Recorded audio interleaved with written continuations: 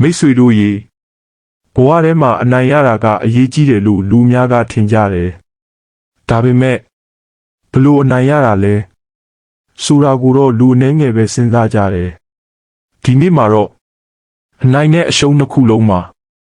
တိတ်ခါဆိုတဲ့အရာဘလောက်အရေးကြီးလဲဆိုတာကိုဇလန်းတစ်ပုဒ်ပြောပြပေးမယ်။မြို့ငယ်လေးတစ်ခုမှာမင်းခန့်ဆိုတဲ့လူငယ်တစ်ယောက်ရှိတယ်။သူကအမြဲတမ်းငါအနိုင်ရမယ်ဆိုတဲ့စိတ်နဲ့ပဲအသက်ရှင်နေသူ။ကျောင်းမှာလည်းအတန်းထဲမှာပထမရဖို့ပဲကြိုးစားတယ်။အလုပ်ထဲမှာလည်းတခြားသူတွေထက်ထိပ်ဆုံးရောက်ဖို့ပဲစဉ်းစားတယ်။သူ့အတွက်အနိုင်ဆိုတာကဘလို့နီးနဲ့ရအရေးမကြီးဘူး။တနေ့မှာသူ့ဘဝထဲမှာအရေးကြီးတဲ့ပြိုင်ပွဲတစ်ခုရောက်လာတယ်။သူကအနိုင်ရခြင်းလို့တခြားသူတွေရဲ့အားနည်းချက်တွေကိုအသုံးချတယ်။တချို့ကိုမမှန်တဲ့သတင်းတွေဖြန့်တယ်။တချို့ကိုလှည့်စားတယ်။နောက်ဆုံးမှာတော့သူအနိုင်ရသွားတယ်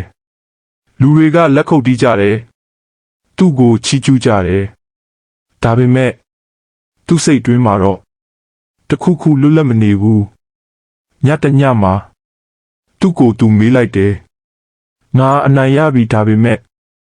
ငါဂုဏ်ယူလို့ရလား။အဖြေကမဟုတ်ဘူး။ဘာကြောင့်လဲဆိုတော့သူရခဲ့တဲ့အနိုင်ဟာသူ့ကိုယ်တိုင်မလေးစားနိုင်တဲ့အနိုင်ဖြစ်နေတယ်။တနေ့မှာသူဟာဆရာကြီးတစ်ယောက်ကိုတွေ့တယ်။ဆရာကြီးကသူ့ကိုမေးတယ်။ဒါမင်းအနိုင်ရတာပြောလား။မင်းခန့်ကမဖြေတတ်ဘူး။ဆရာကြီးကပြောတယ်။တိတ်ခါမရှိတဲ့အနိုင်ကအရှုံးထက်ပိုဆိုးတတ်တယ်။တချို့လူတွေကအနိုင်ရပြီး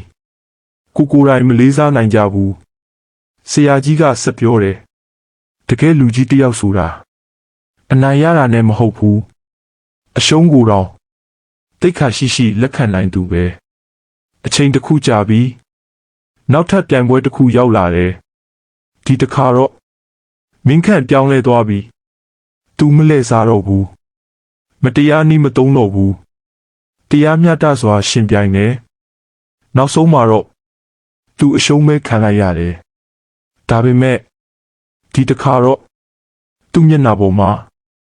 အပြုံးရှိတယ်။သူ့အတွင်းမှာတခုခုပြည့်စုံနေတယ်။သူအနိုင်မရပေမဲ့သူ့ကိုယ်သူလေးစားနိုင်တယ်။လူတွေကလည်းသူ့ကိုပိုပြီးလေးစားလာကြတယ်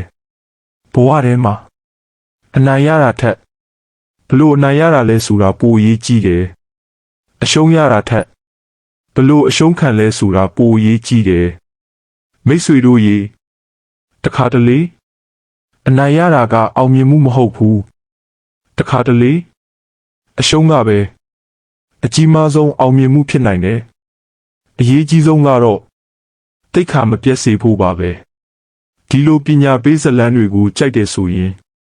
like subscribe လုပ်ဖို့မမေ့ပါနဲ့နော်။